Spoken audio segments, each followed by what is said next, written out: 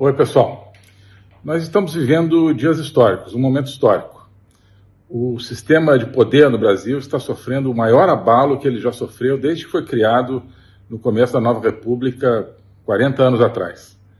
E na Academia Folha Política, a gente está se preparando já há muito tempo para esse momento. Na Academia Folha Política, a gente estuda, entre tantas coisas, nós estudamos como funciona o sistema de poder no Brasil, como ele faz parte de um sistema de poder global e como esse sistema está sendo minado, está sendo solapado e talvez possa realmente ser superado graças, entre outros elementos, às inovações, à política do Donald Trump. Como a gente está vendo agora, é uma aplicação prática de toda uma visão de mundo diferente que pode levar finalmente ao colapso desse sistema de poder que está em vigor no Brasil. Então, para entender isso, nós temos muitos elementos, muito material na Academia Folha Política, que já tem um curso com mais de 3 anos de duração e que continua, toda semana tem uma nova aula e toda semana nós temos um diálogo com os alunos do curso. Os alunos do curso, a gente se reúne por Zoom, tem uma conversa, troca comentários, troca ideias.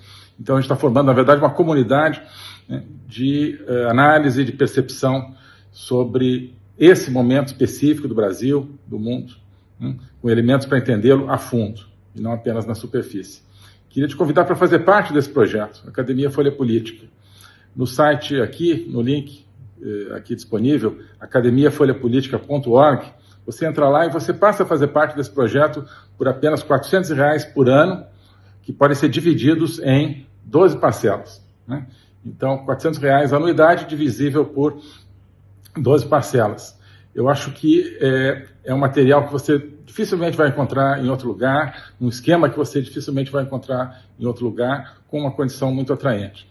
Queria te encontrar lá, queria que você fizesse parte desse projeto, nesse momento tão especial para o Brasil. Um abraço. Eu vejo realmente como o maior abalo do sistema que existe no Brasil há 40 anos, Nova República, ou 37 anos, se você o datar da Constituição de 1988. Outro dia eu estava pensando e me dei conta que, já assim, antecipando que viria, essa Magnitsky e outras coisas talvez, eu estava pensando que a Nova República, ou esse sistema de poder, ele surgiu e talvez esteja acabando com as pessoas no Brasil assistindo a mesma novela, que é o Vale Tudo, ao som da mesma música de abertura da Vale Tudo. Eu não acompanho muito, mas o pessoal em casa aqui acompanha. Vale Tudo acaba acompanhando também, que eu acompanhei também na versão original. A versão original é de 1988. Então, é a novela que estava passando quando foi adotada a Constituição, que serve de base à nossa atual ditadura do corruptariado. A Nova República, ela nasce com a ideia de concentrar todo o poder no Brasil na classe política. No final do regime militar, os militares já desgastados, a classe política brasileira se reúne e forma um novo pacto, a oligarquia política, com a seguinte ideia: nós vamos dar aquilo que o povo quer? Não, o povo queria democracia, e a classe política entendeu, ótimo, governo da classe política, são duas coisas completamente diferentes, mas a classe política interpretou e vendeu essa interpretação ilusória de que se tratava de transferir o poder, sim, muito concentrado na mão do executivo durante o período militar, se tratava então de transferi-lo para a mão dos políticos. E a população comprou que isso era democracia. Estavam tão sedentas de liberdade, que é uma sede natural do ser humano, que falavam, beleza, agora é democracia e tal, Constituição cidadã, se bem que o brasileiro também não é bobo, as pessoas já estavam vendo assim, olha, tem uma coisa esquisita nisso aí, né? E tem uma coisa esquisita nisso aí, nesse esquema que está sendo montado nessa Constituinte, a Constituinte que foi aberta em 86 e terminou seu trabalho em 88. Eu me lembro, na ocasião, eu estava na universidade e teve um dia onde houve a votação sobre o sistema de governo dentro da Constituinte. Ia se votar, votou-se se seria presidencialismo ou parlamentarismo, né? E é nesse momento, aliás, que surge o Centrão, né? Acho que a maioria de vocês aqui se lembram da Constituinte, né? Mas os mais jovens não se lembrarão. Esse termo surge com toda a força, e o conteúdo desse termo surge com toda a força durante a Constituinte, né? Era a massa de políticos que queriam o poder para a classe política, né? E se chamava Centrão porque eles diziam que estavam no centro entre uma esquerda mais radical, que queria uma Constituição mais socialista, digamos, e uma direita extremamente desgastada durante o período militar, né, que queria basicamente preservar aí direitos de propriedade, coisas assim, né? É, e o Centrão, então, veio, não, nós queremos aqui construir um consenso e tal. E acabou que o Centrão era todo mundo, praticamente, todo mundo. Reuniu uma maioria muito expressiva na Constituinte. E escreveu, como se comentou muito, né, uma Constituição mais para parlamentarista, com uma figura de um presidente. É curioso porque na Constituição de 88, eu estou me afastando um pouco aqui da questão Magnitsky, mas depois a gente volta. Na Constituição de 88, não existe em nenhum lugar a expressão chefe de Estado, né? Então a gente fala, o presidente da República é o chefe de Estado. Isso não está na Constituição, né? Isso é uma tradição, um pouco assim, de direito consuetudinário, mas não está lá. E na prática, no Brasil, o presidente da República não é o chefe de Estado. A gente está vendo isso, né? É uma tese que eu tenho. Mas a Constituição já foi montada dessa maneira. A chefia de Estado ela é uma nebulosa, né? Ela é exercida por uma espécie de consenso das forças políticas, tá? Que em alguns momentos recai um pouco mais para o executivo e outros pode recair para o legislativo. Atualmente ela recai mais para o judiciário. Mas isso é o resultado de uma armação do Centrão. Então, mas dizendo, então, votou-se então se seria parlamentarismo ou presidencialismo, e eu estava na universidade, ganhou o presidencialismo, e eu me lembro assim que estava numa aula assim, o pessoal mais assim de esquerda e tal, queria democracia, mas não era assim, socialista. Estavam muito decepcionados, porque eles, enfim, o pessoal que eu conversava queriam o parlamentarismo, né? Como se o parlamentarismo fosse mais democrático do que o presidencialismo, né? Na verdade, isso já fazia parte da ilusão que o sistema já estava vendendo, de que o poder da classe política, que é mais óbvio no parlamentarismo, de que esse poder é aquele que deveria predominar. Então, as pessoas que queriam democracia, né, estavam querendo parlamentarismo, que no Brasil significa o poder da classe política, né? Então, embora com a figura do presidencialismo, o que triunfou foi essa ideia do poder, não do parlamento, né, da classe política, que não se esgota no parlamento e também que não coincide com o parlamento, ou seja, né, classe política não significa todos os parlamentares, muitos deles não são membros da classe política como classe dominante, né, e ela se compõe também de pessoas que não são parlamentares, mas enfim. Então, esse foi o arcabouço da nova república. Mas, como eu dizia, as pessoas já estavam muito descrentes, né, nesse momento, aquela esperança toda que surgiu com Tancredo Neves, né, depois com o Plano Cruzado de 86, já em 87 estava se desfazendo, voltando a uma percepção mais cínica da realidade. E aí, para voltar então nessa imagem que eu coloquei, aí que surge a novela Vale Tudo, surge em 88, né? E que era uma novela muito interessante, porque ela justamente, como o próprio título diz, era uma novela sobre a falta de ética no Brasil, né? Ela era, naquela ocasião, uma metáfora sobre um país sem ética, sobre um país dominado pelos interesses mais imediatos, mesquinhos, um país sem alma, né? Embora colocando como vilões, as novelas nunca colocam como vilões os políticos, né? Isso é engraçado. A nossa cultura de massa, de um modo geral, quando que é um vilão, influenciada pela esquerda, coloca grandes empresários, né? Então, no caso, vilão, Odete Roitman, né? Uma grande empresária. Não, na verdade, né? Poderiam ter colocado aí um grande político, ou uma grande política, né? Grande no sentido de poderoso. Mas, enfim, o certo é que era um retrato do Brasil, tanto que na música de tema da Vale Tudo, eles dizem, né? Brasil, mostra a tua cara. Essa é a ideia, né, que estava ali, mostrar a cara do Brasil, e a cara do Brasil era aquela cara do vale tudo, da falta de ética, da falta de valores, né, da falta de patriotismo, da falta de compromisso com a nação. E isso era o retrato de um país naquele momento, né? Naquela época, a Globo e as suas novelas refletiam um pouco mais a realidade, em vez de brigar com a realidade como hoje.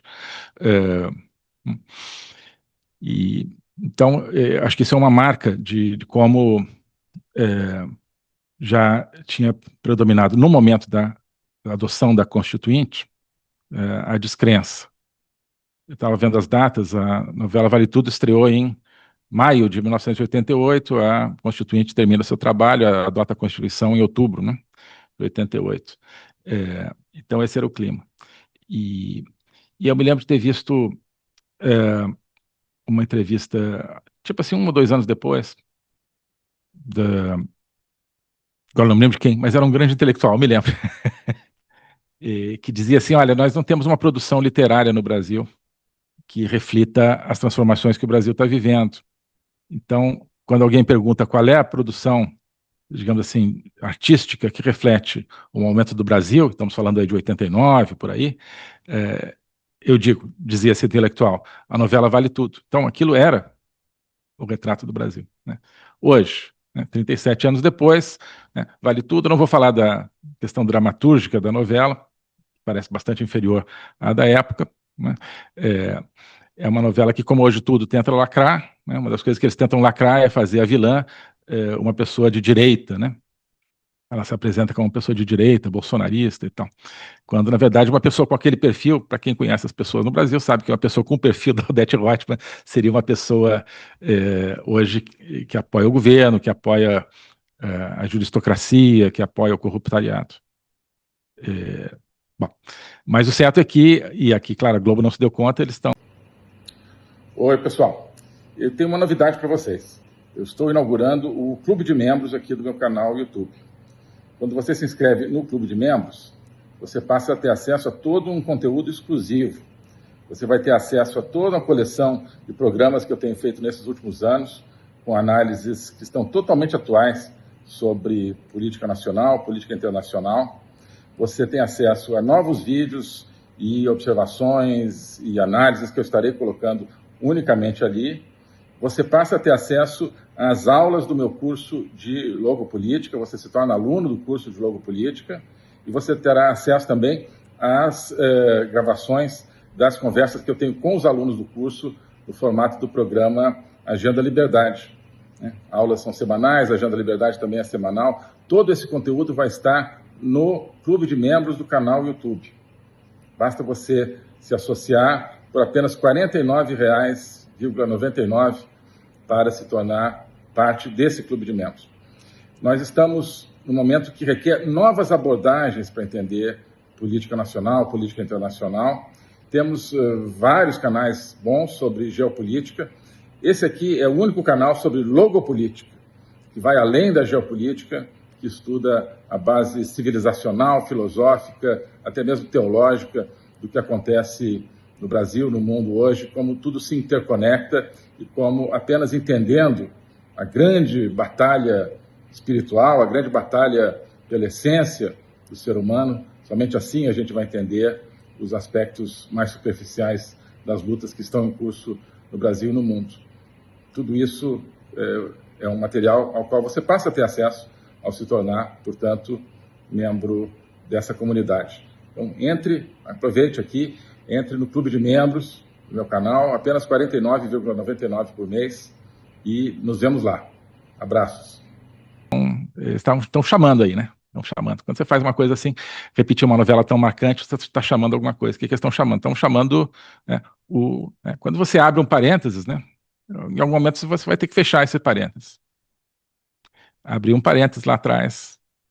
Agora eu acho que estão fechando esse parênteses. Claro que isso é uma coincidência e tal, mas não deixa de ser curioso, né? Que nesse momento, que acho que é o momento mais decisivo que o Brasil está vivendo desde então, né? Se não o mais decisivo que nós já vivemos na história, nesse momento, então está lá, a novela Vale Tudo, como um retrato de um país onde vale tudo, né? E, claro, a Globo hoje quer colocar a culpa desse Vale Tudo, porque a Globo faz parte do sistema, né? Então quer colocar a culpa dessa falta de ética na direita, né, na extrema-direita, quando, obviamente, as pessoas estão percebendo o problema está com a classe política, com a classe que detém o poder. Enfim, então, pequena introdução aqui. Mas para dizer que, então, vale tudo ou não, nós estamos vendo, talvez, o começo do colapso desse sistema. Um sistema que se caracteriza por essa frase, vale tudo, né? Vale tudo na justiça, né? Vale tudo na corrupção, na justiça não, né? No judiciário.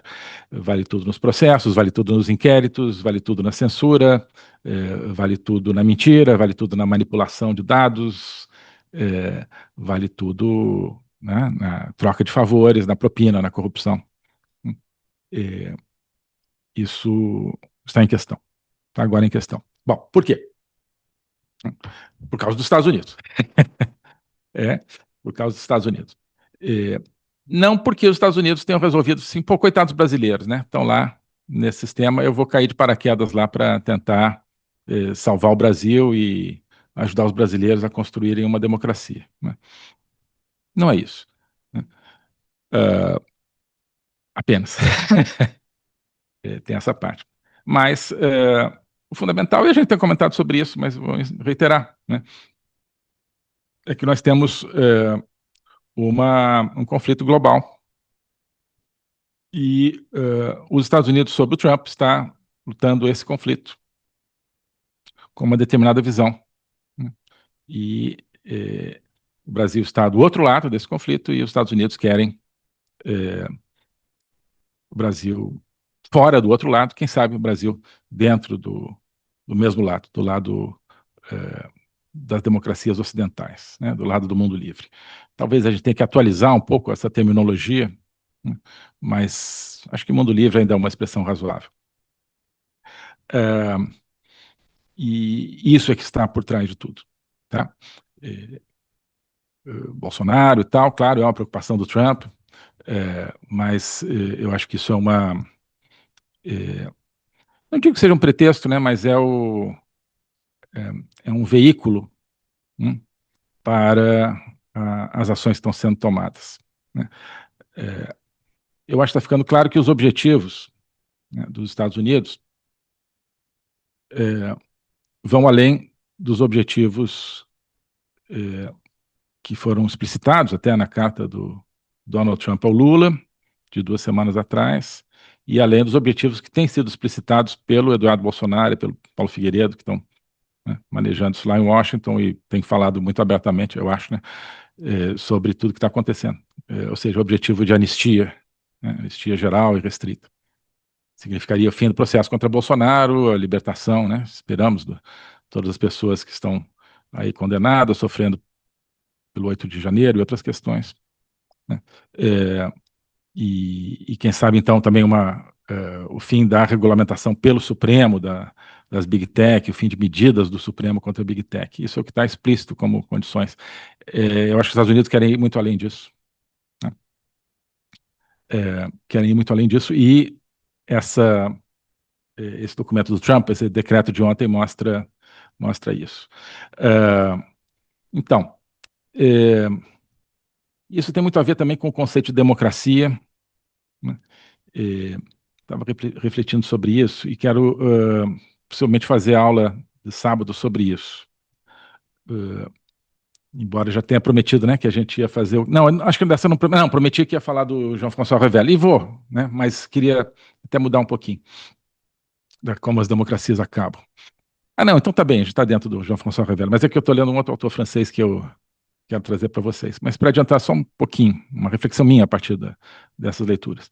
Uh, nós, uh, nós estamos num momento onde, na verdade, se confrontam três caminhos para a humanidade em termos de modelo político, né? Você tem o modelo totalitário explícito, que é o modelo da China, né? E da Rússia um pouquinho menos explícito, mas né, do mesmo tipo, né? Você tem o modelo da democracia pós-nacional, da democracia globalista, democracia woke, chamemos assim, que basicamente é o modelo da União Europeia.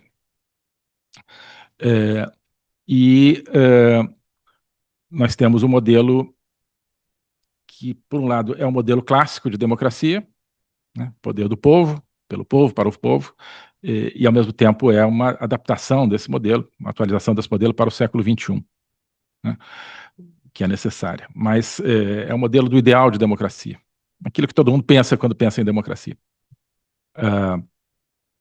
Nos últimos 20 anos, houve praticamente um desaparecimento do modelo de democracia clássica, né, e uma ascensão do modelo de democracia woke e do modelo totalitário explícito. E o Trump agora está revivendo o modelo de democracia clássica. Isso é que está acontecendo, eu acho. E o Brasil, ele, tirando o governo Bolsonaro, ou mais especificamente a primeira metade do governo Bolsonaro, quando nós tentamos estabelecer no Brasil uma democracia clássica, né, poder do povo, tirando esse momento, o Brasil tem vivido digamos, numa zona de conforto que envolve os outros dois modelos, né, que envolve o modelo da democracia pós-nacional, que é um modelo de democracia de elites, né, um modelo de democracia administrada, que tem como um dos seus instrumentos principais a juristocracia, né, a transferência de poder de parlamentos para judiciários, uma democracia baseada na exclusão de determinadas correntes políticas, a pretextos vários, discurso de ódio, etc., baseada na censura, baseada no controle, né. Esse é um modelo que não é apenas brasileiro, mas que, infelizmente, recebe o nome prestigioso de democracia, mas que é completamente diferente da democracia clássica. Então, o Brasil tem vivido entre esse e o modelo totalitário explícito, né? Cada vez mais o modelo esse da democracia pós-nacional se parece com o modelo da democracia do totalitarismo explícito, mas ele não quer abandonar a marca democracia, que é muito útil. Mas o Brasil, então, o que ele vinha fazendo? Ele se colocava numa postura de democracia, vamos chamar assim, democracia de elites, né? Tá, que eles não admitem, não usam esse nome, né? Usam simplesmente o nome democracia, mas então, democracia de elites, uma democracia globalista, né? Essa postura e, na prática, um envolvimento cada vez maior com o bloco do totalitarismo explícito. Isso estava dando muito certo. Estava dando muito certo porque não havia outra opção e esses dois sistemas eles se conjugam muito bem.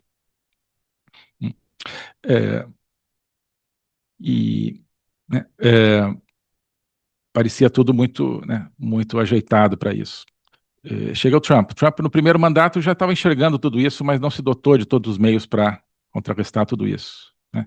Se nós tivéssemos tido o Trump de hoje, naquele primeiro mandato, né, eu acho que nossa proposta, né, do presidente Bolsonaro estaria no poder até hoje e estaríamos transformando o Brasil, com uma aliança que a gente estava montando com os Estados Unidos, né? Enfim, as coisas são como são. E Deus escreve certo por linhas tortas, né? Eu acho. Então, o Trump, então, da primeira vez, um pouco atabalhadamente, agora, de maneira consistente, planejada, estratégica, está entrando no jogo contra o totalitarismo explícito e contra a democracia pós-nacional, a democracia woke. Então, com isso, ele solapa as duas vias de fuga, né? Os dois caminhos de fuga do regime brasileiro. O regime brasileiro é muito confortável e recebido com muito prestígio, tanto por China quanto por europeus, né? E por europeus é mais grave, porque a China, né, é um modelo que não se pretende, embora cada vez mais tem gente dizendo, não, é democrático sim, não, mas não se pretende democrático do jeito que a gente entende. Os europeus sim, né, se pretendem democráticos, estão vendo que o Brasil não é, mas por quê? Porque eles também não são, né, ou não estavam sendo. Então, o Trump, ele quer, me parece, restaurar o modelo de democracia clássica, centrado no poder americano, mas é o jeito. Não é o jeito não acho que nada de mal. Né, ele está centrado, então, na questão do poder nacional, e aí você precisa ter uma nação forte, né, por trás desse modelo. Né. E acho que esse é o pano de fundo. Né, esse é o pano de fundo. Para chegar lá, ele precisa várias coisas, eu tenho dito isso. Ele tem enfrentado os três principais pilares do regime globalista, né, que que sustentam, digamos. Oi, pessoal. Nós estamos vivendo dias históricos, um momento histórico.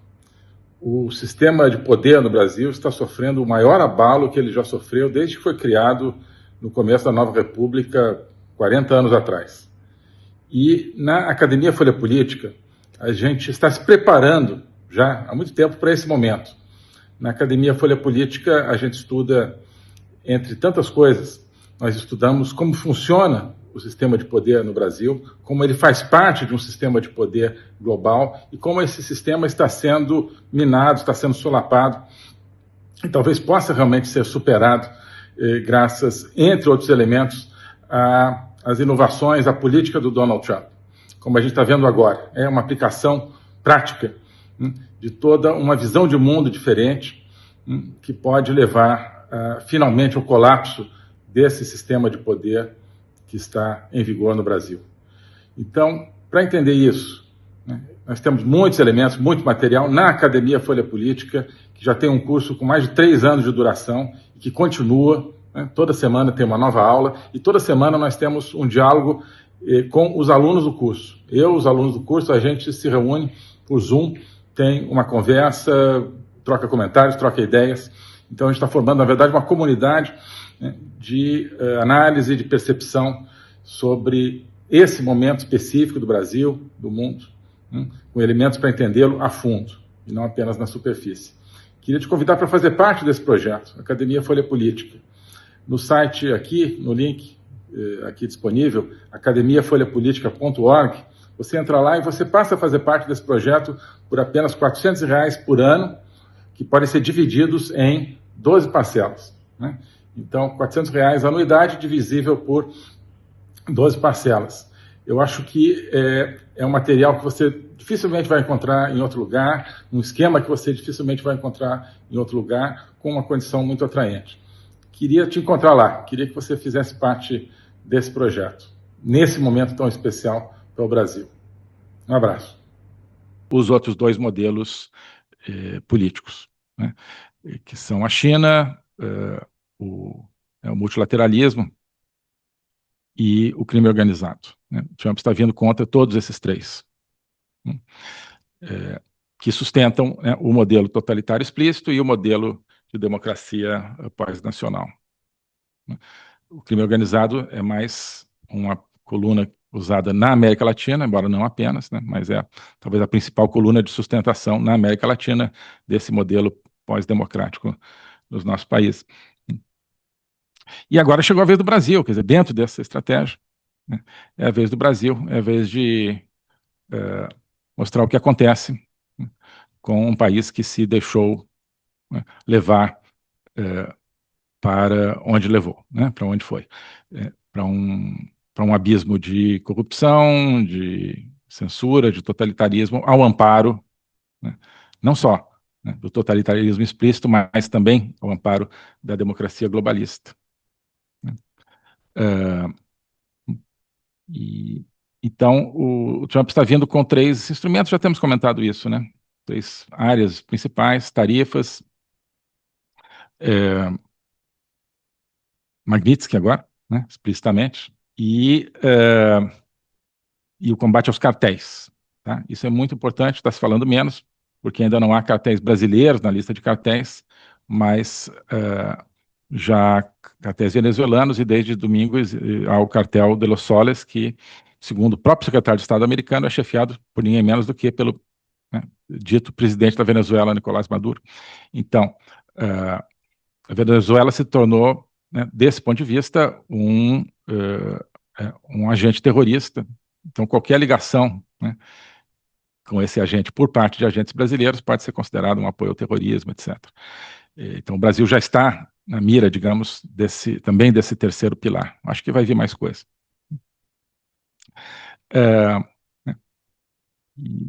Então, por tudo isso é que eu acho que não vai parar aqui. Né? O interesse deles não é tirar o Alexandre de Moraes, o interesse deles é restaurar a democracia no mundo. Né? Eu estou sendo ingênuo.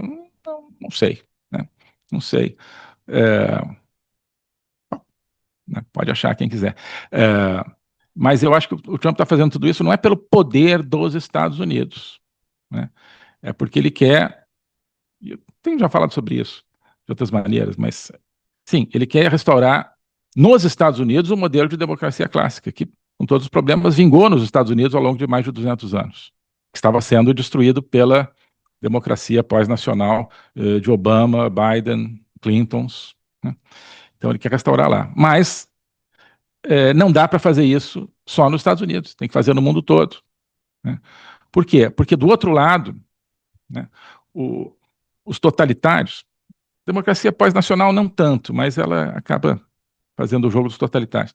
Mas os totalitários, eles não querem apenas o espaço de segurança para serem totalitários na sua terra. Não, quero ser totalitário aqui, mas deixa lá. Não, eles querem destruir os Estados Unidos como grande polo da democracia clássica. Eles precisam disso. O comunismo sempre precisou disso. O comunismo não basta ser comunista. A União Soviética nunca assim, tá bem, conseguimos aqui, depois, a partir dos anos 30, ninguém mais está contestando, soviético, comunista, estamos matando todo mundo aqui dentro, ninguém está fazendo nada, vamos ficar quieto aqui, né? Matando nossos camponeses aqui, escravizando nossa população e pá, bora nessa, deixa o resto do mundo se virar. Não, a União Soviética sempre quis expandir seu poder pelo mundo todo, e conforme eu falei, a China é a continuação da União Soviética. É a continuadora, o dragão está continuando o trabalho do urso. Não houve uma solução de continuidade no movimento comunista, está aí a China fazendo a mesma coisa, expandir pelo mundo. E o grande inimigo são os Estados Unidos, porque é poderoso e porque é um modelo que deu certo da democracia. Né? Não adianta ir lá em Uganda, ou no Brasil, impor o comunismo em Uganda, ou no Brasil, ou na Costa Rica, né? Ou no Panamá, sei lá, não. Né? Você tem que impor o comunismo onde o modelo da liberdade é mais forte e deu certo e irradia liberdade para o resto do mundo. Né? O Brasil até poderia irradiar um pouco, né? Mas não adianta para os comunistas dominarem Uganda, o Brasil e a Costa Rica, eles precisam dominar os Estados Unidos, que é de onde sempre poderá irradiar uma liberdade que conteste o poder deles. Então, né, acho que isso o Trump está fazendo esse tipo de análise. Né? E o pessoal do Trump. Do jeito que as coisas são no mundo, você não consegue garantir liberdade só nos Estados Unidos, você tem que garantir no mundo todo. Você tem que botar o totalitarismo nas cordas. Você precisa botar o totalitarismo nas cordas. Senão ele vai vir atrás de você. E não pode criar uma fortaleza Estados Unidos, né? Porque quando você olha, mais ou menos o que já é. Você tem a América Latina toda tomada pelo projeto totalitário, você tem a Europa, no fundo, aliada ao projeto totalitário, né? Você tem o Oriente Médio com um projeto totalitário, você tem todo mundo, até o Canadá, né? Através das políticas woke. Então, não adianta. Por isso que ele quer projetar seu poder, inclusive, no Canadá. Né? com a maneira que ele faz, mas é isso. Mostrar assim, olha, Canadá, México, né, são os países vizinhos, com importância imensa, né? Vocês não vão ficar com os totalitários, não. Nem que seja, nem através do tráfico, nem através do crime organizado, nem através das políticas woke, nem através do comércio com a China, não, sem essa, né? E o resto da América Latina, né? Além do México, o resto, não tem condição disso aqui ficar com os totalitários, está aqui, tá do lado, está do lado. Então, acho que isso é o pano de fundo da questão, tá? Até poderíamos falar de mais alguns detalhes, mas tem tanta coisa para falar, queria resumir nisso. Então, vamos só ver aqui esse texto que saiu ontem, o decreto do Trump. Deixa eu, então, projetar. Deve estar aqui, né? Tá. Aqui. Como é que faz aqui no share, que é diferente do outro? É esse, né? Share. Agora é tantas telas e subtela aqui, mas vocês estão vendo? Eu não tenho como ver se vocês estão vendo. Alguém pode me confirmar se vocês estão vendo o texto aqui? Do Trump? Presidential Actions? Ainda não. Ainda não? Não apareceu? Tá preto ainda. Tá carregando, eu acho, né? Tá preto?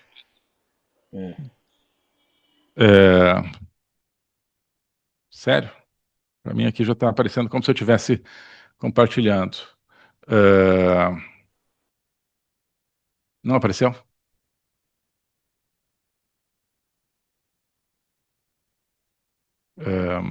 Aparece o seu cursor aqui, mas não aparece. Ainda não. Deixa eu tirar e tentar de novo.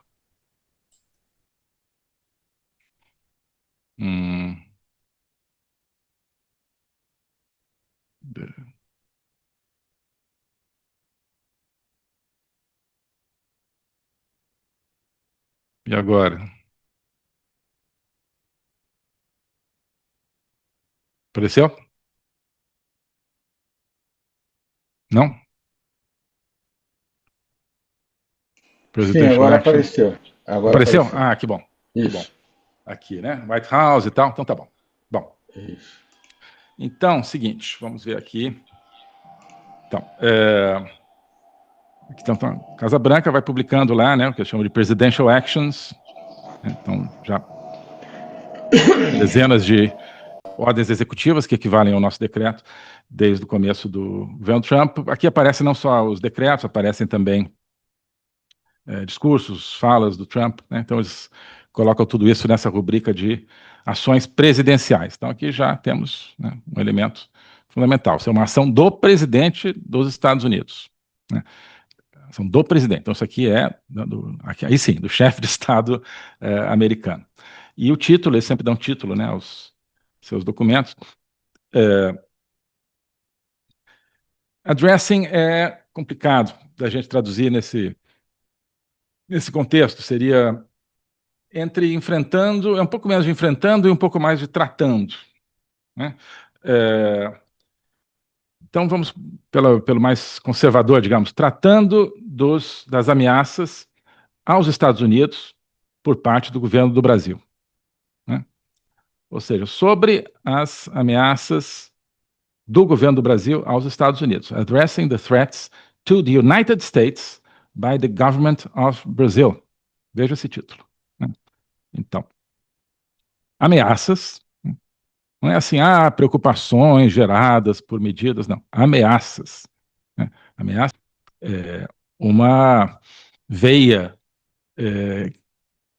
completamente diferente de outras palavras aí de linguagem diplomática, né? Quando você fala de ameaça, você acende a adrenalina política ali né, em quem está lendo, em quem está tratando disso. Não, estamos preocupados. Não, ameaça. Ameaça é o seguinte, né, uma coisa animal, vai num outro lugar do cérebro aqui, quando você fala em ameaça, né?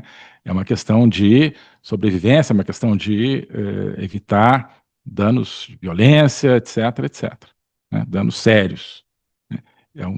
Desse ponto de vista animal, é aquele negócio, né? Está diante de um perigo e o animal tem sempre aquela disjuntiva ali, né? Inclusive o ser humano, né? Disjuntiva. Em inglês se usa porque é literante, né? Fight or flight, né? Lutar ou fugir, né? Enfrentar ou fugir. Então, é uma ameaça. O que você vai fazer? Né? Vai correr do urso ou vai enfrentar o urso? Né? Você tem sempre que escolher. Mas aqui tem uma ameaça. Então, isso aqui liga, né, essa disjuntiva. Então, o que ele está falando? Assim, não, a disjuntiva é lutar, enfrentar essa ameaça. Por isso que está o addressing, né, que é um pouco, né, enfrentar. Ameaças de quem? Do governo do Brasil. Né? The government of Brazil. Tá? E, vejam bem, quando em inglês se fala em government, é diferente do que a gente entende por governo. Normalmente, pelo menos no uso brasileiro, quando a gente fala em governo, a gente está se referindo ao executivo. Né? Líder do governo no Congresso, né? Ou seja, aquele que representa, aquele parlamentar que representa no Congresso os interesses do executivo. Né? Por exemplo, o governo fez tal coisa, todo mundo entende o executivo. Né? Em inglês, pelo menos nos Estados Unidos, não é assim. Em inglês, government é basicamente o que a gente entende por Estado. Government nos Estados Unidos inclui executivo, legislativo e judiciário. Tá? Tanto que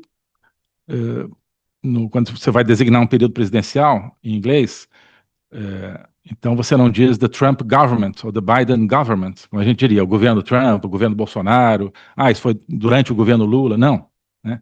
Se diz the Trump administration, ou the Bolsonaro administration, no caso do Brasil, ou seja, você está falando durante a administração, para dizer que não, você está falando do executivo. Né? Então... Oi, pessoal. Eu tenho uma novidade para vocês. Eu estou inaugurando o clube de membros aqui do meu canal YouTube. Quando você se inscreve no clube de membros, você passa a ter acesso a todo um conteúdo exclusivo. Você vai ter acesso a toda uma coleção de programas que eu tenho feito nesses últimos anos, com análises que estão totalmente atuais sobre política nacional, política internacional. Você tem acesso a novos vídeos e observações e análises que eu estarei colocando unicamente ali. Você passa a ter acesso às aulas do meu curso de logopolítica, você se torna aluno do curso de logopolítica e você terá acesso também às gravações das conversas que eu tenho com os alunos do curso no formato do programa Agenda Liberdade. Né? Aulas são semanais, a Agenda Liberdade também é semanal. Todo esse conteúdo vai estar no clube de membros do canal YouTube. Basta você se associar por apenas R$ 49,99 para se tornar parte desse clube de membros. Nós estamos num momento que requer novas abordagens para entender política nacional, política internacional.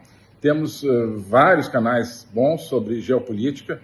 Esse aqui é o único canal sobre logopolítica, que vai além da geopolítica, que estuda a base civilizacional, filosófica, até mesmo teológica do que acontece no Brasil, no mundo hoje, como tudo se interconecta e como apenas entendendo a grande batalha espiritual, a grande batalha pela essência do ser humano, somente assim a gente vai entender os aspectos mais superficiais das lutas que estão em curso no Brasil e no mundo. Tudo isso é um material ao qual você passa a ter acesso ao se tornar, portanto, membro dessa comunidade. Então, aproveite aqui, entre no clube de membros do meu canal, apenas R$ 49,99 por mês, e nos vemos lá. Abraços. Então, são as ameaças do Estado brasileiro. Tá? Embora, claro, a tradução é difícil de não traduzir como governo do Brasil, mas a gente tem que entender que não é apenas o executivo que está implícito aqui. Né? São os três poderes. Para americano, insisto, tá? Não é só o executivo. Ameaças a quem? Aos Estados Unidos. Os Estados Unidos, tucur. Né? Então, não é ameaça aos interesses econômicos americanos, não é ameaça apenas, né? Não é ameaça apenas a determinados investimentos ou a determinadas questões de segurança. Não, é ameaça ao país, à nação. Né? Isso aqui é gravíssimo. A maneira como isso está redigido. Isso tudo aqui é pensado, tudo que eles estão fazendo é pensado. Né? Então, são ameaças pelo governo do Brasil, ou seja, pelo Estado brasileiro, representado pelo Estado brasileiro, contra os Estados Unidos. Né? É muito pesado isso aqui. Né? Certo?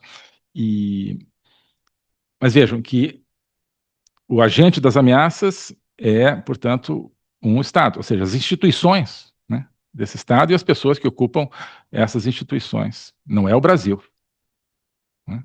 Não é threats to the United States by Brazil. Seria diferente. Aí ele estaria entendendo que é a nação brasileira. Então ele está fazendo. Não.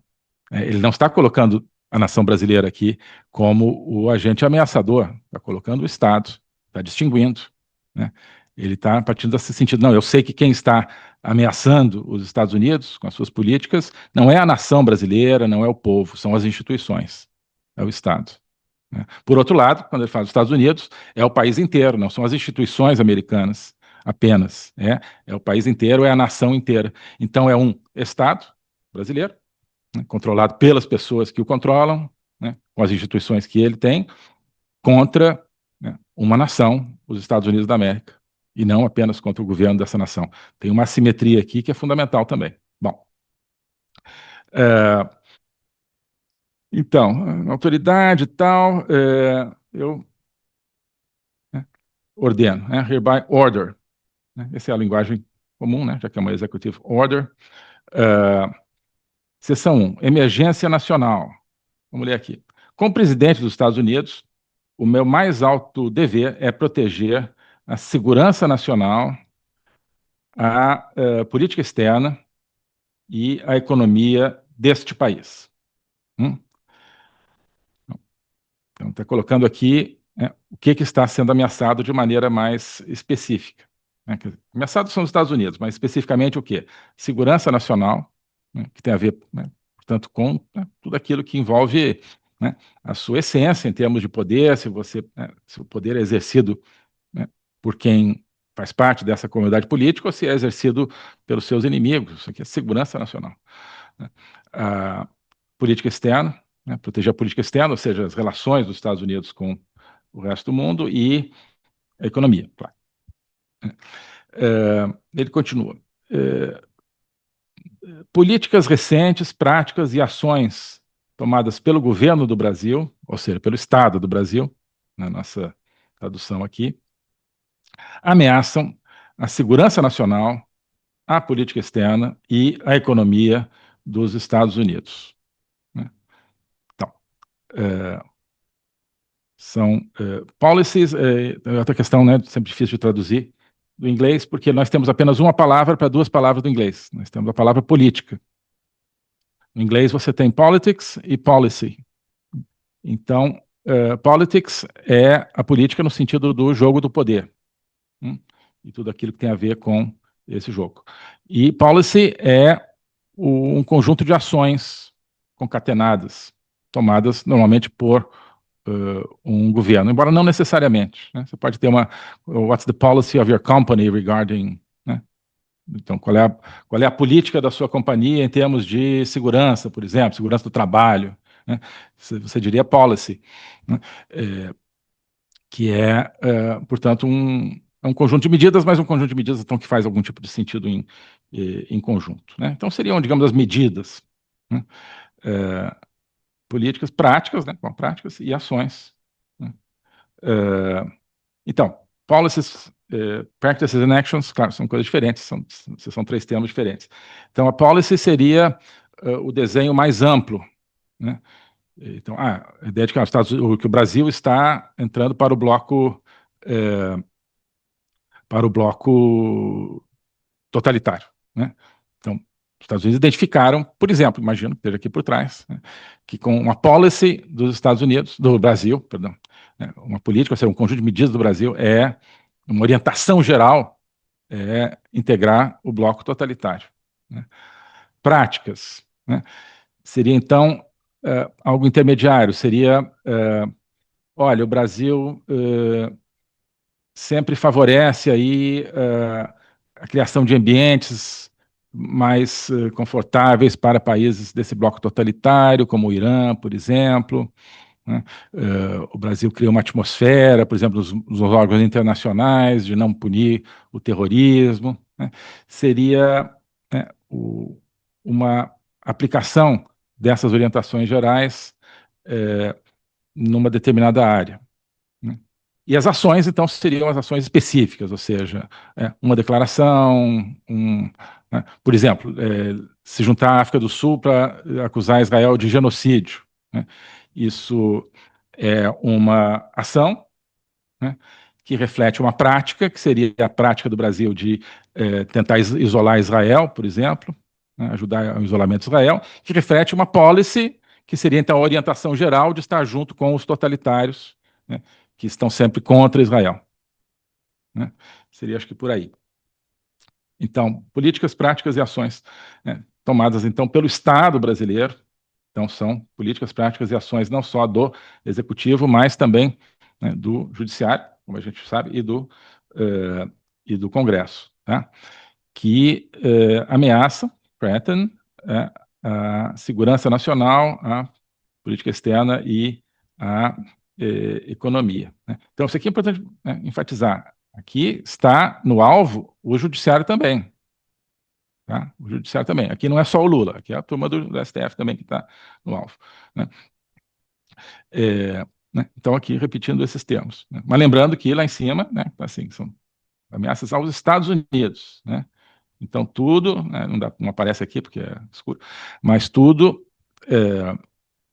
não está, digamos, circunscrito, né? Essa ameaça não está circunscrita, ela é uma ameaça geral aos Estados Unidos, que aqui ele está especificando em 3 terrenos, mas ela extrapola para uma ameaça ao conjunto do país. Então, membros do Estado, das instituições do Brasil, têm tomado ações, têm, né, feito ações, têm, como se diria, empreendido ações que interferem com a economia dos Estados Unidos, né, infringem os direitos de liberdade de expressão de pessoas dos Estados Unidos, violam direitos humanos e minam, né, solapam o interesse que os Estados Unidos têm em proteger seus cidadãos e suas companhias. Aqui está especificando um pouco mais do que ele está falando nessas ameaças. Então, membros do governo do Brasil, então significa membros das instituições brasileiras. E vejam que isso se mostra aqui. Tem tomado ações que fazem o quê? Interferem com a economia, né? Então, por exemplo, Lula atuando por uma moeda do BRICS, né? Isso, né, teria um impacto gigantesco na economia americana, diminuindo né, o poder do dólar, o poder econômico dos Estados Unidos, isso é óbvio, né? Seria ruim para o mundo todo, eu acho, mas para os Estados Unidos certamente. Então, acho que é um exemplo de ações, né, que interferem com a economia, que infringem a liberdade de expressão. Então, aqui nós temos, basicamente, o judiciário. Então, você está vendo como está claro, portanto, que quando fala de governo, né, são os 3, porque quem tem infringido a liberdade de expressão é o judiciário, né, basicamente.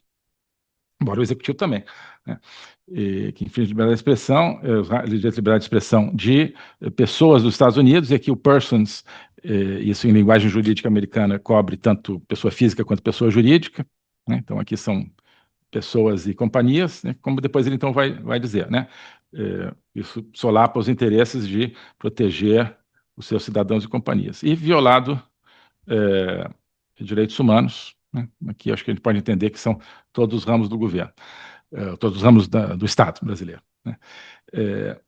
Continua o Trump, né? Membros do Estado brasileiro, né, estão também perseguindo politicamente um ex-presidente do Brasil, né, algo que está contribuindo para a deliberada quebra do Estado de Direito no Brasil, né, contribuindo também para intimidação politicamente motivada naquele país e violações dos direitos humanos. Tá? Então, perseguindo politicamente o ex-presidente Bolsonaro, claro. Vejam essa frase. Então, essa perseguição ela contribui para uma deliberada... breakdown seria... Como é que a gente pode traduzir melhor do que uma quebra? O colapso, né? Talvez um colapso, né? Então, tem contribuído para um deliberado colapso do rule of law, do Estado de Direito no Brasil. Rule of law, ao pé da letra, é o império da lei, né? A gente usa também essa expressão, mas tecnicamente se traduz normalmente como Estado de Direito. Rule of law, ele tem como seus principais elementos o fato de que a lei é igual para todos, né? De que você não aplica a lei diferentemente de acordo com a inclinação política da pessoa ou qualquer outra característica, né? A lei é aquela, a pessoa cometeu aquilo, você vai julgar aquela pessoa pelo que ela cometeu, e não pela adesão política dela, ou pela raça, ou o que quer que seja, né? O rule of law é que a lei se aplica a todos. O que se aplica é a lei, indiferentemente à pessoa, né? E o outro aspecto do Estado de Direito, ou da rule of law, é que os governantes estão sujeitos às mesmas leis que os governados, né? Então, não existe um privilégio de, olha, não, essa lei só vale para ralé e tal, né? Como atualmente só vale para os manés, né? No Brasil. Então, se a pessoa, né, vai ter a sua vida financeira devassada porque tem uma suspeita de determinada ação, então, um ministro do Supremo também, se está suspeito, teria que ter sua vida financeira devassada. É claro que isso não acontece no Brasil, então você não tem Estado de Direito, porque, né, certas pessoas estão acima da lei, que vale para os outros, né? Então, as perseguições do presidente Bolsonaro não são o único elemento, mas elas contribuem para esse colapso do Estado de Direito, que é deliberado, que é deliberado. Não é assim que está acontecendo por acaso, né? E caiu aqui esse colapso do Estado de Direito. Que pena. Olha só, o Estado de Direito caiu aqui. Coitado, teve um treco, né? Não. O Estado de Direito foi empurrado, jogado ladeira abaixo, né? É o que ele está dizendo. E para intimidação política, né? E para abuso de direitos humanos, claro, né? Com todos os julgamentos ilegais e tal, ou questionáveis, né? Vejam aqui. Vejam aqui. Estamos indo um pouquinho além do que a gente costuma ir, mas eu acho importante a gente fazer essa análise. Recentemente, membros do governo do Brasil, sempre essa tendência, né? Membros do Estado do Brasil.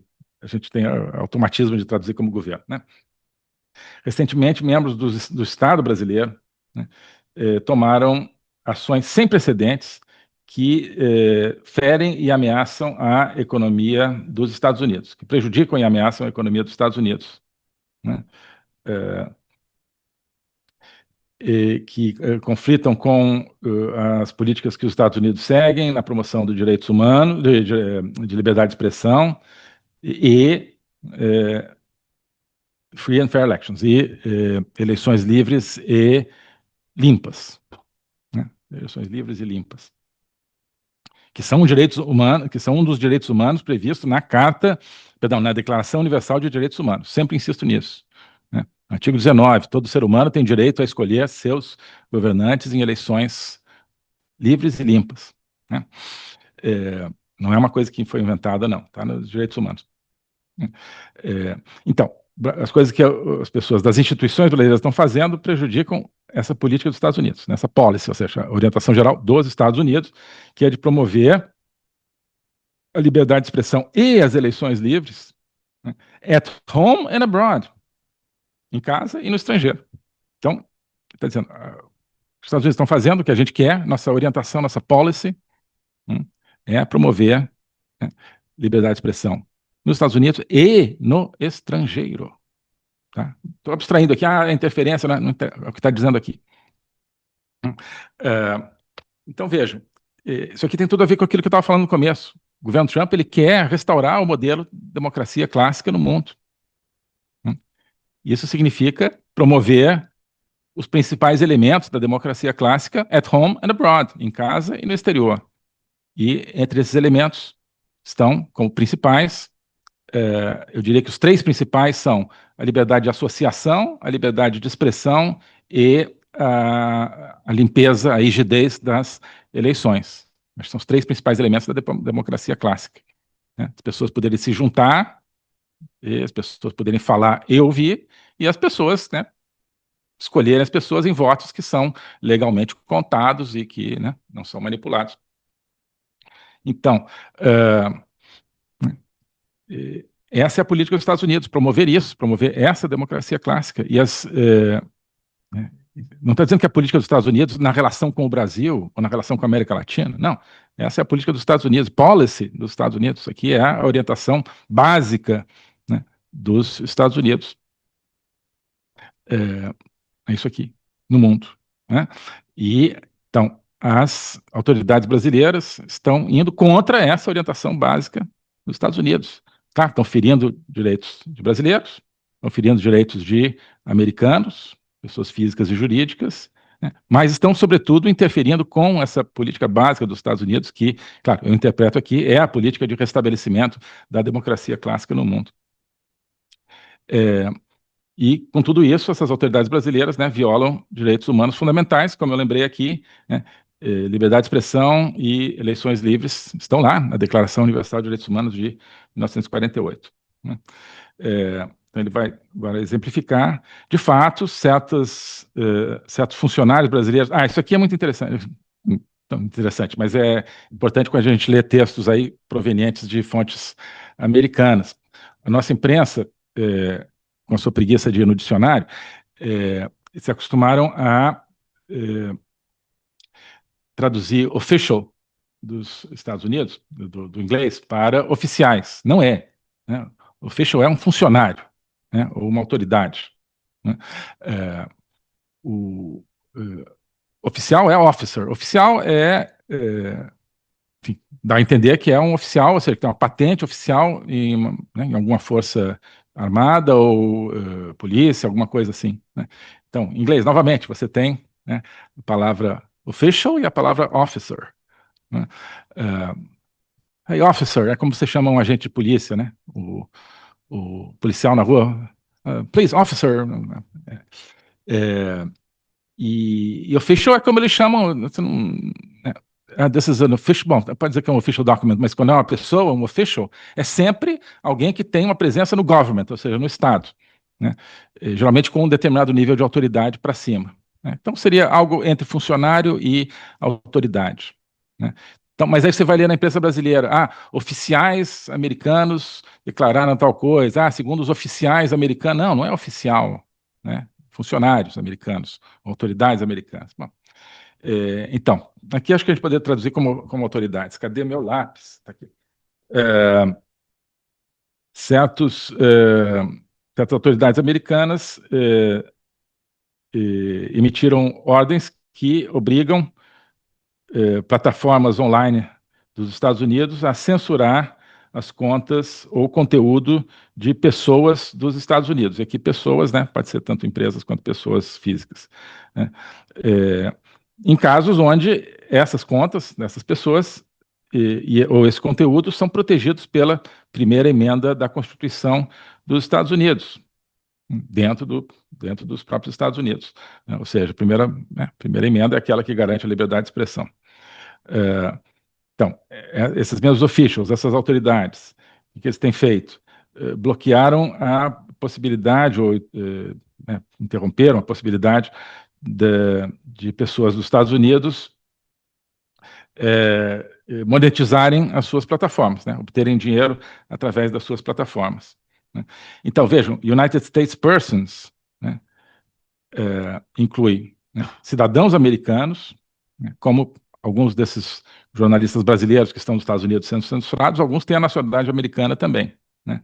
Mas eu tenho a impressão que, juridicamente, um residente legal nos Estados Unidos, mesmo que não tenha nacionalidade americana, é uma US person, né? Porque ele tem uma personalidade jurídica nos Estados Unidos, assim como, evidentemente, uma companhia americana sediada nos Estados Unidos também. Então, não permitiram, né, as autoridades brasileiras que essas pessoas, que são pessoas legais, jurídicas, nos Estados Unidos, levantem dinheiro com as suas plataformas. Né? Obrigaram pessoas, no caso empresas americanas, a mudar as políticas de moderação das suas plataformas, né, excluindo previamente certos conteúdos, mudar os algoritmos, né, de maneira que pode resultar em censura do conteúdo, né, e em contas de pessoas dos Estados Unidos. Exigiram as autoridades brasileiras que companhias americanas forneçam, né, dados de usuário dessas plataformas, o que facilita a targeting, né? O targeting seria identificar uma pessoa que vai ser vítima de uma determinada perseguição, né, nos Estados Unidos. Aí dá exemplo, por exemplo, né, o juiz da Suprema Corte, Alexandre de Moraes, e aqui, enfim, em termos de tradução também é interessante, o juiz da Suprema Corte americana, eles chamam de Justice, aqui como um título, né? O título do juiz da Suprema Corte não é Judge, nem Minister, é Justice. Então, Justice tal, tal e tal. E no caso da Suprema Corte americana, o sistema deles é um pouco diferente do nosso, porque eles têm um presidente permanente, não é um presidente rotativo como no STF, né? Então, eles são vitalícios, né? Vitalício mesmo, não se aposentam nunca se não quiser. Tem um presidente da Suprema Corte que foi, né, nomeado para ser presidente da Suprema Corte, né? É um dos 9. E quando ele morre, aí sim é que vai ter então um novo presidente. Então aquele que vai ser escolhido para substituí-lo vai ser escolhido para substituir ele na função de presidente da Suprema Corte. Mas enfim, e os outros são Justice e ele é o Chief Justice. Mas então, o Alexandre de Moraes, então, né, abusou da sua autoridade judicial ao indigitar, né, digamos, políticos, oponentes políticos. Veja aqui, shield corrupt allies, blindar aliados políticos, né, shield corrupt allies, né, e suprimir o dissenso, frequentemente em coordenação com outros funcionários ou com outras autoridades brasileiras. Então, censura, a gente já sabe, né? Mas censura de que maneira? Politicamente motivada, né? Indo lá, pegando os seus oponentes políticos individuais, né? E já que a Suprema Corte agora é política, então, né, os juízes da Suprema Corte brasileira têm oponentes, têm opositores políticos, né? Política significa sempre que você vai ter uma situação e uma oposição. Se você está na política, é porque você tem alguém que se opõe a você. Não é verdade? Na política, sem oposição, não existe. Então, se você tem uma corte política, é porque você tem uma situação e uma oposição. Bom, isso aqui acho que é igualmente grave. Então, Alexandre de Moraes, então, estaria, como se diz, blindando, né, aliados corruptos, né, podemos imaginar quem sejam, e suprimindo o dissenso, suprimindo, né, pessoas que pensam diferente, né, em coordenação com, muitas vezes, com outras autoridades. E aí, entende-se que é nos 3 poderes. O juiz, né, o ministro Moraes, autorizou batidas policiais politicamente motivadas, prisões e congelamentos bancários. Autorizou também a confiscação de passaportes, o encarceramento de indivíduos sem julgamento, em razão de postagens nas redes sociais, abriu investigações criminais sem precedentes, incluindo cidadãos dos Estados Unidos, em função de exercício da sua liberdade de expressão constitucionalmente protegida nos Estados Unidos, e emitiu ordens secretas a companhias de mídia social nos Estados Unidos para que censurassem milhares de postagens e cancelassem da plataforma dezenas de críticos políticos, incluindo pessoas dos Estados Unidos, naquele sentido que a gente falou, né, pessoas físicas e jurídicas, inclusive residentes legais, em função de expressão legal, né, ou seja, coberta pela lei, lawful expression, quer dizer, claro, nos Estados Unidos também existe liberdade de expressão, mas existe a expressão que é unlawful. Claro, se você está usando a liberdade de expressão para cometer um crime, vai combinar um crime, um assassinato, claro, você está sujeito às penas que disso decorrem, né? Não é que a liberdade de expressão absoluta, não é. Existe a lawful expression e unlawful. A questão é que no Brasil, né, estão sendo punidos por lawful, ou que seriam lawful nos Estados Unidos. Então, quando companhias sediadas nos Estados Unidos se recusaram a obedecer, a essas demandas ilegais de censura.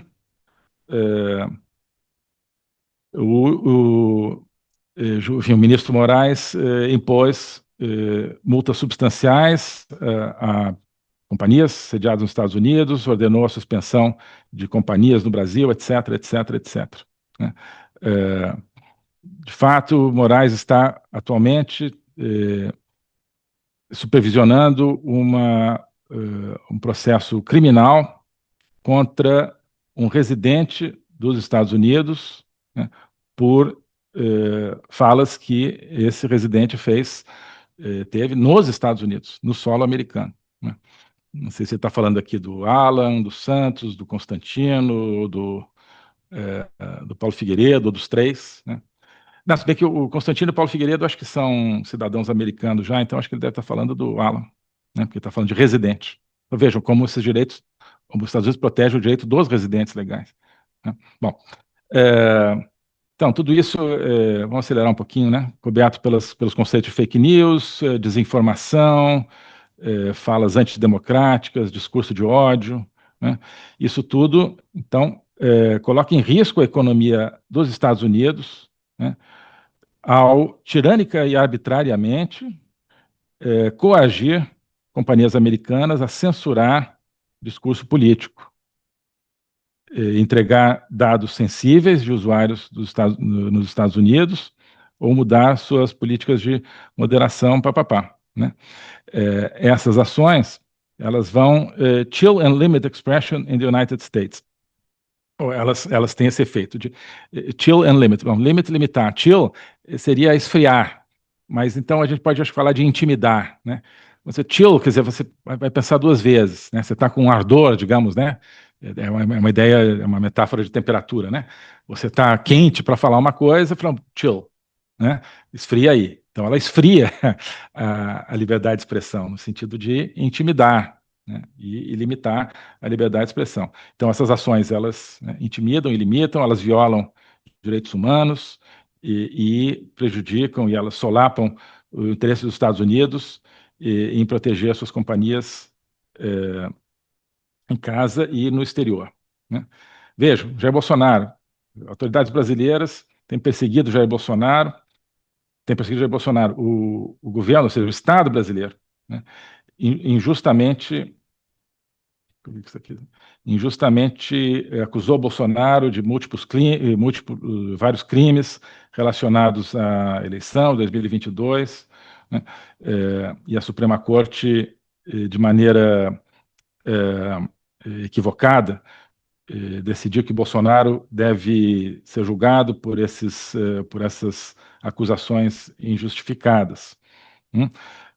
Perseguição política através de processos drummed up. Acho interessante como em documentos oficiais os americanos usam muitas vezes uma linguagem muito mais colorida do que a nossa linguagem burocrática, né? Então, drummed up persecution seria... Drummed up, ao pé da letra, é algo feito ao som do tambor, né? Então, assim, tipo, como se fosse uma marcha, né? Vai lá, né? Aquele toque de caixa. A toque de caixa seria um pouco a nossa expressão. Então, está falando de processos, né, feitos a toque de caixa que, enfim, prejudicam, que ameaçam o desenvolvimento, o desdobramento ordeiro das instituições brasileiras, das instituições políticas, administrativas e econômicas brasileiras. Veja que ele está falando do ponto de vista americano, mas ele está preocupado com the orderly development, né, a ação, o funcionamento, né, funcionamento normal seria a tradução, acho. Então, tudo isso prejudica o funcionamento normal das instituições políticas, administrativas e econômicas brasileiras. Então, novamente, né, democracia clássica, ela precisa ter um funcionamento das suas instituições que seja transparente, que seja sujeito ao escrutínio da população, né? Coisa que não é no Brasil. Trump está querendo restaurar esses elementos da democracia clássica aqui também, no mundo. Ele está preocupado com, né, a quebra da democracia clássica no Brasil, né? E tudo isso, então, inclui solapar a capacidade do Brasil de manter ou seja, e tudo isso é de molde a prejudicar, ou mais do que isso, ameaçar a possibilidade do Brasil de ter eleições limpas e livres para a presidência em 2026. Então já está olhando para 26. Isso aqui não é assim só o passado de 22, né? Então, esse tratamento de Bolsonaro contribui, então, para o colapso do Estado de Direito, que isso aqui ele já tinha falado, né? Então, vejam só, eu sei que a gente está se alongando, mas só falta um parágrafo. Então, diz o Trump, né? Esse I é o Trump, né? Vejam também o formato na primeira pessoa desse tipo de documento americano. Isso aqui não é só o Trump, isso aqui mas o Trump acho que usa isso mais até do que outros. Isso aqui é da tendência jurídica americana, que aqui também é diferente da nossa, né, de personalizar, né? Então, se fosse no Brasil, a tendência mesmo quando é um documento em primeira pessoa, usar um arcabouço semântico mais impessoal. Aqui não. Então, ele diz, eu concluo que as ações sem precedentes tomadas pelo Estado brasileiro violaram os direitos de liberdade de expressão de pessoas dos Estados Unidos, interferiram com a economia dos Estados Unidos, ao coagir companhias americanas, etc., a censurar pessoas dos Estados Unidos, protegidas, etc., etc., pela Constituição americana, de várias maneiras. Então, as autoridades brasileiras, né, subverteram os interesses dos Estados Unidos em proteger os seus cidadãos e companhias, solaparam o Estado de Direito no Brasil e prejudicaram, colocaram em risco, colocaram em perigo o funcionamento normal das instituições políticas, administrativas e econômicas brasileiras. Então, isso aqui é o resumo, né? Então, violou a liberdade de expressão de cidadãos americanos ou de pessoas legalmente estabelecidas nos Estados Unidos. Subverteu os interesses dos Estados Unidos na proteção dos seus cidadãos e companhias, né? Solapou o Estado de Direito no Brasil, né? E colocou em risco o bom funcionamento das instituições brasileiras. As políticas, práticas e ações do governo brasileiro, do Estado brasileiro, sempre corrigindo, são repugnantes. É um pouquinho menos do que claro que ao pé da letra é repugnante. É um pouquinho menos do que o nosso repugnante em termos de intensidade semântica, né? São condenáveis, digamos assim. Mas vamos ficar com repugnante, por que não? As políticas, práticas e ações do governo do Brasil, elas repugnam, são repugnantes aos valores morais e políticos de sociedades democráticas e livres, e conflitam com a política dos Estados Unidos de promover governos democráticos ou estados democráticos ao redor do mundo, né? Conflitam com o princípio da liberdade de expressão e da liberdade de ter eleições livres, com o Estado de Direito e respeito aos direitos humanos. Então vejam aqui, né, nessa conclusão, depois vai vir a questão das tarifas, mas então isso aqui é a parte, a justificação, né, que, como vocês veem, está extremamente densa e clara e nítida, né? Mas vejam, a preocupação dele é por quê, né? Porque todas essas ações das autoridades brasileiras, deixa eu pegar aqui, elas conflitam com a política dos Estados Unidos, né? A orientação básica dos Estados Unidos, que é o quê? Promover governos democráticos, ou governança democrática, ou estados democráticos ao redor do mundo, né? Promover os princípios, né, da liberdade de expressão, né, das eleições limpas e justas, limpas e livres e tal, quer dizer, tudo isso ao redor do mundo. Ou seja, os Estados Unidos quer democracia clássica no mundo. Autoridades brasileiras estão agindo em conflito com esse objetivo. Os Estados Unidos, então, considera que o seu país está ameaçado por essas práticas brasileiras e vai em cima do Estado brasileiro. Né? Isso é o que está aqui, certo? Então, por isso que eu fiz aquela introdução, né? Quer dizer, vale tudo e tal. Vale tudo, né? No nosso programa aqui também, né? Na nossa agenda Liberdade vale tudo. Mas, sobretudo, essa questão de promover a democracia clássica. Né? Pode dizer que os Estados Unidos não estamos discutindo aqui se tem legitimidade para isso, quem foi que nomeou, quem não nomeou, decidiram isso e estão agindo de acordo com isso. Né?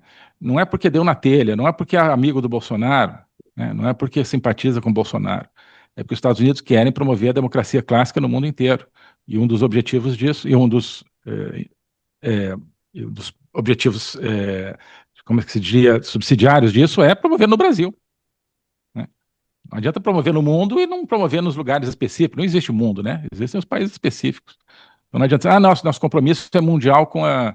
Isso acontece muito nas discussões da ONU de direitos humanos. Não, todo mundo vai dizer que tem um compromisso mundial de direitos humanos. Então vamos trabalhar por direitos humanos em Cuba. Não, a gente não pode ser só contra Cuba. Então vamos trabalhar por direitos humanos no Irã.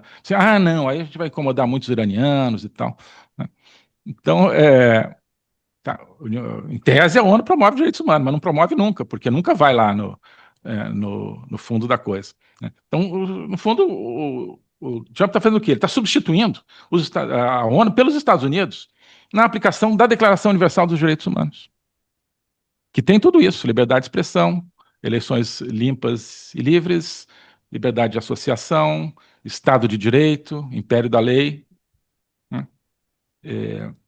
Essa é a política americana. Inventada do nada, não. Está na Declaração Universal dos Direitos Humanos. Alguém vai dizer que é ilegítimo? A ONU não faz, eu vou fazer. Claro que é do interesse americano, porque ele sabe que um mundo totalitário, fora das fronteiras americanas, vai penetrar dentro das fronteiras americanas e tornar os Estados Unidos totalitário também. Mas junto, então, vai, com o interesse americano, vai o interesse em promover os direitos humanos no mundo. Acho que essa é a lógica da questão. E, evidentemente, na visão deles, eu acho que está certo, né, autoridades brasileiras, né, estão do outro lado, estão promovendo um regime totalitário no Brasil, prejudicando, sim, cidadãos americanos e cidadãos brasileiros legalmente residentes nos Estados Unidos, companhias americanas, mas isso é apenas parte da questão. Isso justifica, sim, a questão, as ações. Mas o fundamental é a defesa dos princípios da democracia e do Estado de Direito. Acho que isso é que está por trás das ações. Né? Então, ele está vindo, então, com diferentes instrumentos para isso. Né? A Magnitsky, essa resolução não é sobre a Magnitsky, essa que a gente leu agora, isso aqui é sobre as tarifas. Está vindo com as tarifas, depois a gente fala das tarifas, enfim, já falei muito aqui. E eu acho que virá com elementos aí no contexto da luta contra o crime organizado, mas tudo me parece dentro de uma política, né, de uma orientação estratégica geral coerente. Bom, é isso, falei muito. Oi, pessoal. Nós estamos vivendo dias históricos, um momento histórico. O sistema de poder no Brasil está sofrendo o maior abalo que ele já sofreu desde que foi criado no começo da Nova República, 40 anos atrás. E na Academia Folha Política, a gente está se preparando já há muito tempo para esse momento. Na Academia Folha Política, a gente estuda, entre tantas coisas, nós estudamos como funciona o sistema de poder no Brasil, como ele faz parte de um sistema de poder global e como esse sistema está sendo minado, está sendo solapado e talvez possa realmente ser superado graças, entre outros elementos, às inovações, à política do Donald Trump. Como a gente está vendo agora, é uma aplicação prática de toda uma visão de mundo diferente que pode levar finalmente ao colapso desse sistema de poder que está em vigor no Brasil. Então, para entender isso, nós temos muitos elementos, muito material na Academia Folha Política, que já tem um curso com mais de 3 anos de duração e que continua, toda semana tem uma nova aula e toda semana nós temos um diálogo com os alunos do curso. Os alunos do curso, a gente se reúne por Zoom, tem uma conversa, troca comentários, troca ideias. Então, a gente está formando, na verdade, uma comunidade, né, de análise, de percepção sobre esse momento específico do Brasil, do mundo, né, com elementos para entendê-lo a fundo, e não apenas na superfície. Queria te convidar para fazer parte desse projeto, Academia Folha Política.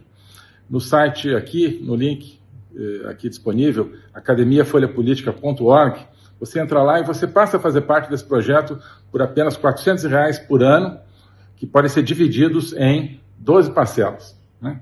Então, R$ 400 a anuidade divisível por 12 parcelas. Eu acho que é um material que você dificilmente vai encontrar em outro lugar, um esquema que você dificilmente vai encontrar em outro lugar, com uma condição muito atraente. Queria te encontrar lá, queria que você fizesse parte desse projeto, nesse momento tão especial para o Brasil. Um abraço. Oi, pessoal. Eu tenho uma novidade para vocês. Eu estou inaugurando o clube de membros aqui do meu canal YouTube.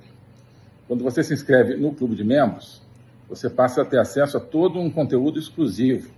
Você vai ter acesso a toda uma coleção de programas que eu tenho feito nesses últimos anos, com análises que estão totalmente atuais sobre política nacional, política internacional.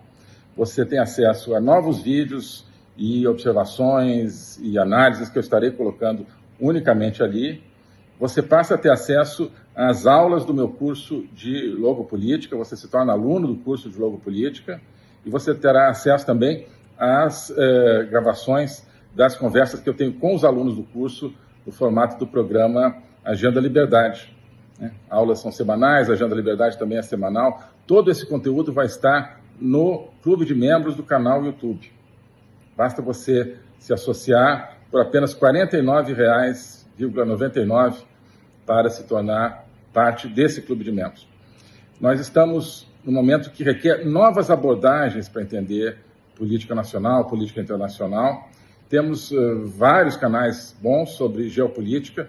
Esse aqui é o único canal sobre logopolítica, que vai além da geopolítica, que estuda a base civilizacional, filosófica, até mesmo teológica do que acontece no Brasil, no mundo hoje, como tudo se interconecta e como apenas entendendo a grande batalha espiritual, a grande batalha pela essência do ser humano, somente assim a gente vai entender os aspectos mais superficiais das lutas que estão em curso no Brasil e no mundo. Tudo isso é um material ao qual você passa a ter acesso ao se tornar, portanto, membro dessa comunidade. Então, aproveite aqui, entre no clube de membros do meu canal, apenas R$ 49,99 por mês, e nos vemos lá. Abraços.